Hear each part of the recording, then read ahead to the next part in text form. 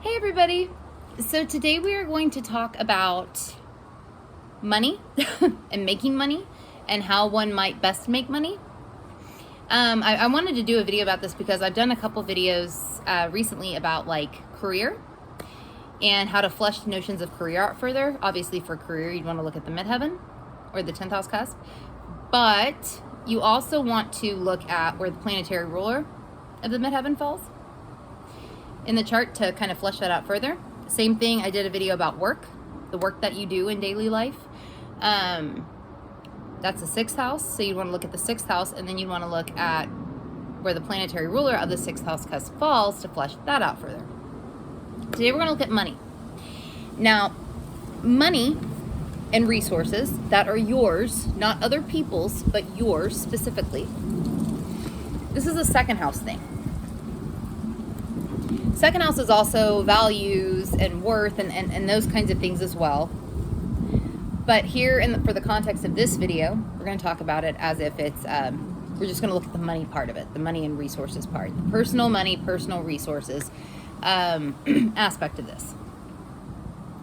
So when you look at a chart, you want to look at, I'll show you mine because I have the clearance to do this. So I have Capricorn on the cusp of the 2nd house. The sign is how energy is expressed. So the way that I might approach resources and money, how I might do this might be more seriously, might be more responsibly, those kinds of things. I might even limit what or I might, someone who's Capricorn on the cusp of the 2nd house, there can be kind of a poor man's complex, thinking they have less than they do. So that's always possible too. It kind of is, kind of fits in my case. But okay, so that's how, and there are other notions you could bring into, but that's like how, we'll go with those. That's how I handle matters dealing with my own personal resources, my own personal money. So then to flesh that out further, you'd want to look at where the planetary ruler of the 2nd house, or Capricorn in my case, falls. Saturn, which rules Capricorn, falls in Sagittarius in the 1st.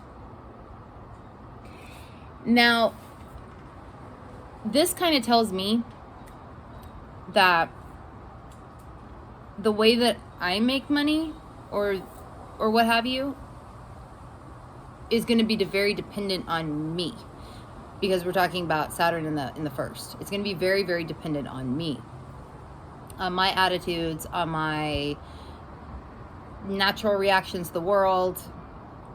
It's going to bend to me, which kind of makes me feel like if I want to make money or have resources or what have you, they're going to be made through me or the person. Like if you're somebody who's got the planetary ruler of the 2nd house in the 1st,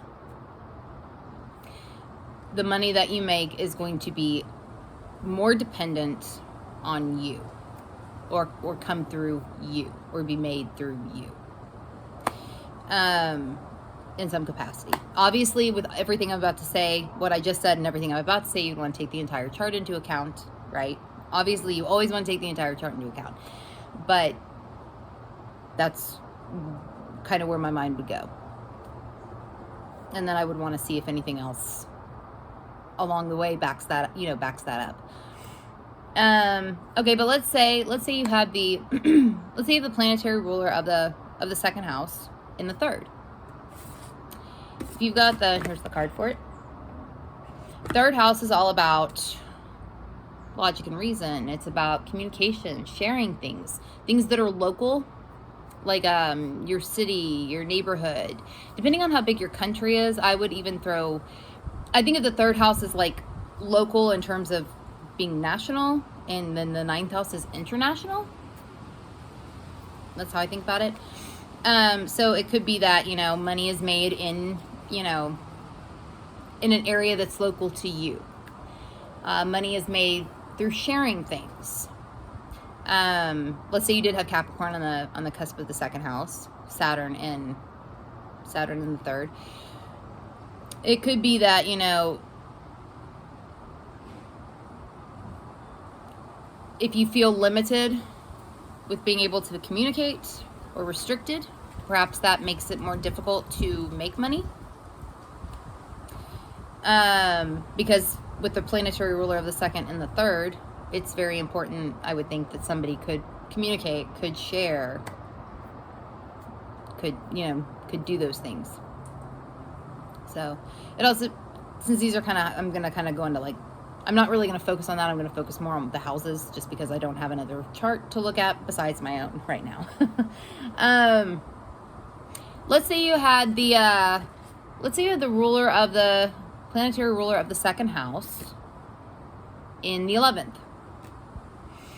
That might mean 11th house is like, it's like long-term goals. It's groups of people, social causes, friends. It could be that money, that your money and resources come from your friends. They come from, or they're made through your friends, or they have to do with your friends. They are made, or they come through social causes and groups. Perhaps money is a major long-term goal of yours. Or resources, having enough or having what you need is a major long-term goal for you. Always possible too. Ruler of the second house falls in the 5th. Your ability to creatively express yourself, your money, the way that you make or how you make money is probably pretty dependent on that. It might also be made that way or made through taking risks. That also seems very possible. The house can also be risk-taking. It could even be made through children. That could be like work with children, something like that. But you'd want to take other things into account to know if that's the case. Ruler. Okay, let's say you have the ruler of the second house in the 6th house. This might mean that this probably ties, okay, like if you have the ruler of the second house in the 6th house, that directly ties your money and your resources to the work that you do. There's a tie in there. Like, that is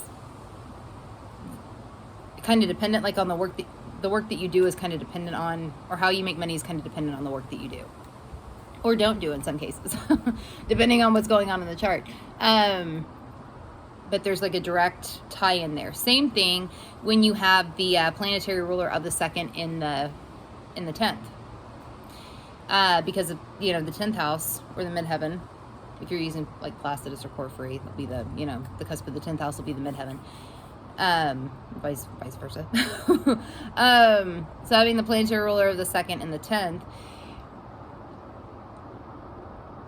the money that you make is made through career, is made through your public presence, is made through those kinds of areas of life. There is a direct tie there. Kind of like how I mentioned in the 6th house video with the work that you do. If you've got the planetary ruler of the 6th and the 10th, there's like a direct tie. There's a direct tie here too, with the ruler of the second in the 10th, with your career. My stuff's flying away. But yeah, so you want to definitely take into account where the planetary ruler of the second falls, because it'll give you a better idea as to what areas of life you might actually make money through, or find resources through, or find, and I mean, money and resources are security. They are survival in a lot of cases. It'll give you a better idea as to how you might find that. And obviously, whatever planet we're talking about will flavor this too. But yeah, I felt like this was a necessary thing to bring in to these videos. I would love to hear your opinions or your thoughts, or where the planetary ruler of your second house falls, if you feel like it fits. Remember, there are lots of ways. There are lots of different keywords. I know on the star cards we have a lot of keywords, but there are other keywords that didn't make it on the cards. So I'd love to hear your opinions if you feel like, the different keywords that work for the houses, if you feel like it fits for you and how you make your money, how you handle your resources. Wherever that, if you feel like it fits for you. I'd be curious. Wherever your planetary ruler of the second house falls, does that fit? Because it should kind of flesh things out even further. Okay, well, I'm going to get going. If you want to follow us on Instagram, you can find us at Let's Fuck With Astrology. I am at Saturn Season Astrology on Instagram. Natalie is at Abaturno Astrology on Instagram. If you want to like or subscribe or whatever the fuck people do with videos on YouTube, you can find us by searching for Let's Fuck With Astrology in the YouTube search bar. If you're already watching this on YouTube, you can hit subscribe or like down below or whatever.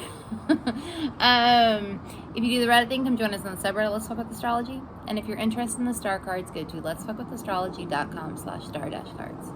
Okay, y'all. I'll see y'all later.